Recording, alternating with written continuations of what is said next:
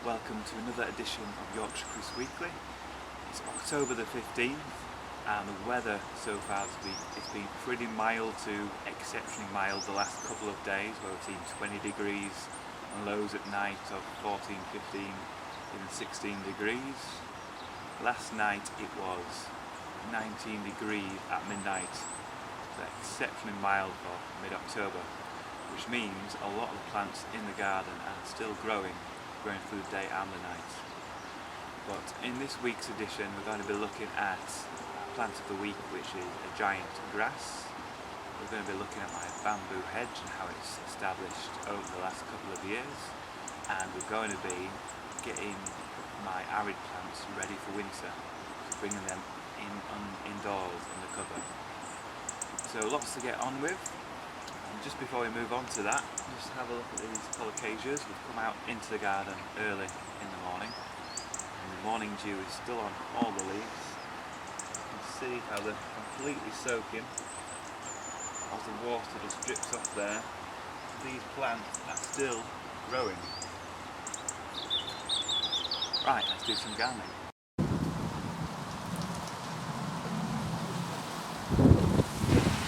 So the plant of the week this week is this grass, Miscanthus giganteus crossed with sacrofolius.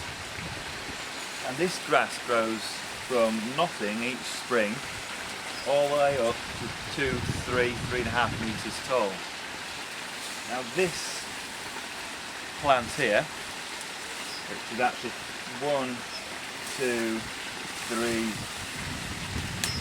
4 plants that I've put in a line here to divide the garden, were actually one clump early in spring that I dug up from another part of the garden, split into 4 parts, and then replanted here to create this height.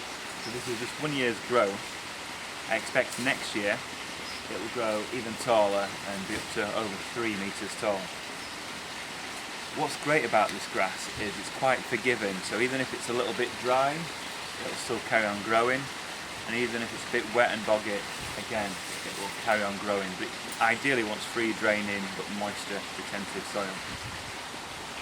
It keeps its leaves right down to the ground if it keeps well watered, and throughout winter it will have some structure in the garden, so it will go like straw coloured and brown, but it will keep its height all winter, and it will cut it down in spring, and then it will grow like this again next year. So it's one of the best grasses to grow in the garden, so easy to grow. Will grow pretty much anywhere as long as it's in full sun, and very easy to divide and spread about your garden, so you can have lots of this grass, and you can form separate rooms by sectioning off parts of the garden with its height, and it's pretty wind resistant as well.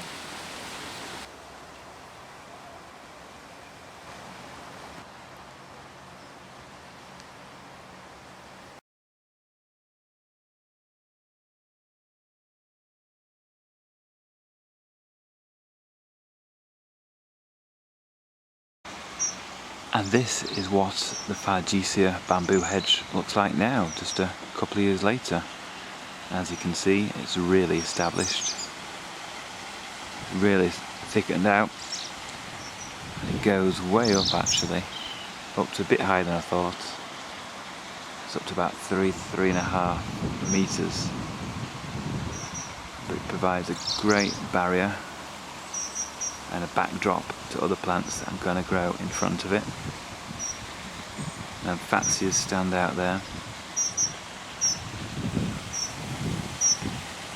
and you can't see the boundary with next door, which is the whole point of using it as a boundary feature. Completely evergreen, really tough bamboo to use, the Fargesia robusta, and very quick growing without being invasive.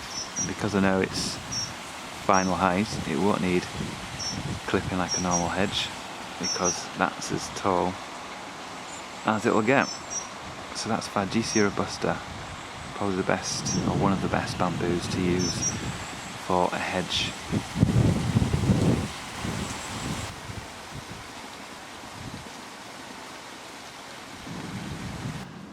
And so the main job that I'm doing today is bringing these potted agaves and other arid plants under cover for winter, because although it's still very mild, we're going to get a lot of rain over the next few weeks, definitely into November, before the actual cold comes. And what these plants hate is to be in soggy, cold soil and compost over winter. Even though they are planted in lots of grit, there is still enough soil in there to cause issues with moisture over winter if it gets very cold, especially because they're in pots, so they can freeze through as well, which can damage the roots and rot off the rosettes, which most of these plants are sort of rosette forms. So we'll have a quick look at what I'm actually growing, and then we're going to start taking these into the garage. One thing I should say is, although it's a gorgeous sunny day, because of the angle of the sun at this time of year, these plants now are in no direct sun, so basically in full shade, effectively. So it is time to bring them in, because they're not really growing now, slowing down, and they just need to dry off before any rain comes. It's been very warm and dry for the last week or so, so hopefully they've dried out, because they've not been watered for at least a month or two. So what have we got growing here? Well, we've got these beautiful aloes. This is an unknown aloe, so I don't actually know the hardiness of this one. This was a gift this summer, and this will be brought in along with the rest of the aloes. Some aloes are hardy, or have some hardiness, so although I say they're hardy, they need to be brought in really, because they're in pots. I don't want to risk them. So I've got a few little aloes here. So these are nice fleshy leaves, and they are spiky but not lethal. No lethal spikes on them like the agaves, which we'll see in a second. So we've got little agaves here. So this one is in a terracotta pot. It's hard to read that label, that's Agave Salamania. We've also got this multicoloured agave. This is Agave Lophantha quadricolor. I've got another Agave Lophantha there. And various other ones here. I've got another agave, another aloe. This is one of my favourite agaves. This is Agave Mediopicta, or Americana Mediopicta. These wonderful variegated leaves are white, or creamy white and steely blue. And some people do leave these outdoors in the most mild locations with a rain shelter, but I'm not going to risk such a beautiful plant, so that'll be brought in as well. And in this mixed pot here, we've got all sorts really. We've got some sort of tall growing aloes here. This is an Aeonium, which I've grown from seed. They grow really easily from seed. This is about 2 years old now, and it grows like grass. You sprinkle the seed in a seed tray and hundreds of plants come up, and you've got to separate them, and they all grow into these wonderful rosettes, as you can see here. As it's in a big pot with the aloes, a puya in the middle there, and a echeveria, which is actually trying to flower, I will bring this whole pot in. There is one flowering there, which is very nice, which is a dark one. If you can see that down there. A few weeds as well. So all this will be brought under cover. This is one of my favourite agaves. It can grow into a huge plant, and in America it's planted out. It grows over 3 meters tall and wide. And this is Agave Fransoniana. I'll double check on the pronunciation on that one. But that has steely blue leaves, and it will grow huge, and it does have big spikes which I've cut off because they are dangerous around small children. So that is in a nice blue glazed pot, And it's grown loads this year because I neglected it the last couple of years, but now it's grown into a decent sized plant, which means it's pretty heavy, but I will bring that in under cover because the hardiness is probably not that great. Got some, this is the hardy aloe. Okay, so this is aloe aristata, but again it's in a little pot, easy just to bring indoors, so I'll do that. And this is one of the hardiest column cacti, and this, I've had this for several years and it's a tiny little plant. It's in another terracotta pot. This will be brought indoors, and if it does grow after many years I may plant one of these out because I do have a few. So I've got 2 or 3 like this. I actually do have a tiny one planted out, but it lost its roots over winter. Still alive, still in the garden. I'll come back to that another time. And the best aloe polyphila, I've got a tiny one here, and that'll be brought under cover as well. So let's start bringing them under cover. Now these plants can be incredibly heavy, especially if they're wet. Big terracotta pots like this, they do carry a lot of water in the leaves, so they are very heavy plants. So what I normally use is my sack truck, but that is out of action at the moment because the wheels are bust. So I am using a skateboard to move this from this patio area into the garage. So I just need to get it up and around and into there. So this is another overview of this large terracotta pot selection of succulent plants in there. Got the spiky puya in the middle, the rosette one, and then we've got the echeverias, 2 around there, and the seed grown Aeoniums there, nice big leaves. Got a little sedum down there, and this aloe here. Now the problem with this pot is the Aeoniums won't like it cold for a long time, so they need to be kept really frost free, so they need separating and digging out, whereas the echeverias, aloe and puya will be fine down to freezing for a while when they're kept dry in the garage. So I'll dig out this Aeoniums and the rest of the plants will go in the garage with the rest of the others. So I've took out the Aeoniums from this pot and potted them up separately, and then this one here will go into the garage. Bit of a risk, I don't know the hardiness really of this aloe or this puya, but fingers crossed they'll pull through. I'll have to see next spring.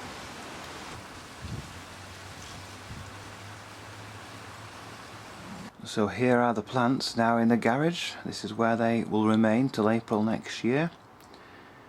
As you can see, there's a nice big bright window on one side near the plants, and if I go around here there's another large window as well. Saying that, that over there is sort of north facing, so we've got east facing around here, so there's not much light getting in here at all, but there's enough just to keep them ticking over winter. A couple of plants I didn't mention earlier were this cacti, Sapuntia robusta, with blue pads. That's one big cutting basically, one big pad of another plant. So that will be fine here, as long as we don't get a prolonged cold spell for weeks of sub-zero, but it will get too cold and plants will start to unfortunately die if we do get that sort of situation. But hopefully if it's a normal winter with a few periods maybe down to -4, -5, but then warming up in the day, these will be fine. A few of these will need repotting in spring. For instance, that polyphila, it's got loads of roots coming out the base of that pot, so that will be repotted in spring, in April. So that is where these will remain. Oh, Aeoniums. I brought these in just to dry off a little bit, but these won't like it in here all winter, so these will be brought into the greenhouse or house before the really cold weather comes and the frosts, but they're just drying off for now in the garage. Cacti, aloes and agaves will stay in here all winter. And after a bit of heave-ho, these large agaves are finally in the garage, where they'll stay until next April. Bit of a hard work, but it's worth it to keep these plants going from year to year. And that is my potted arid plants for the winter. One thing I forgot to mention earlier was all these will not be watered at all. They'll be left to go completely bone dry, apart from the Aeoniums, which will have a little bit of water because they don't like it completely bone dry all winter. But the rest of them will not be watered. You can see I've left a few weeds in these pots, so they'll die off over winter because they'll not be watered. And then in spring they'll have a nice drink of water before being brought out in April.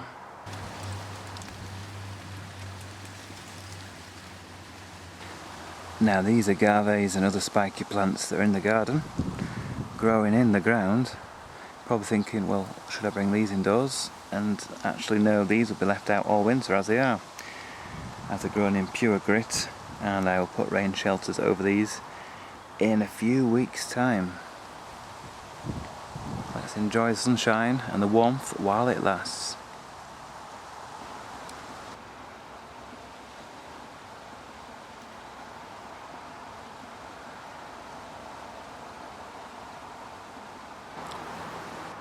So I've got to mention the weather, and that is because there's a hurricane heading towards the United Kingdom, and that's going to reduce into a storm, but a very strong storm that's going to hit Ireland on Sunday into Monday, and still be around on Tuesday towards Scotland.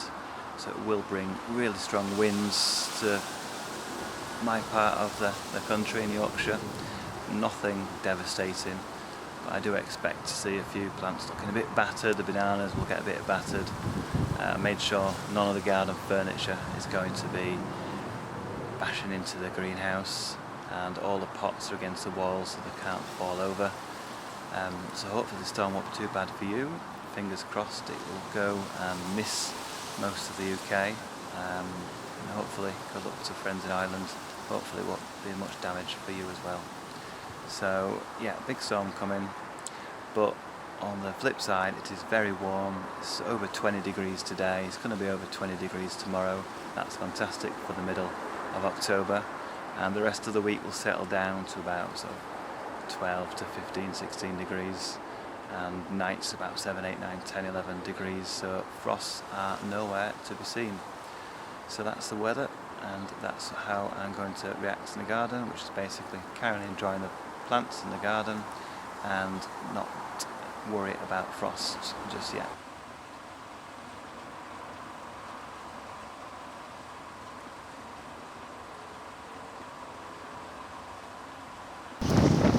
So that's it for another edition of Yorkshire Kris. Join me next week when we're doing all sorts of other jobs in the garden, getting ready for winter and looking at some interesting plants that are still looking good at the back end of October. Join me then.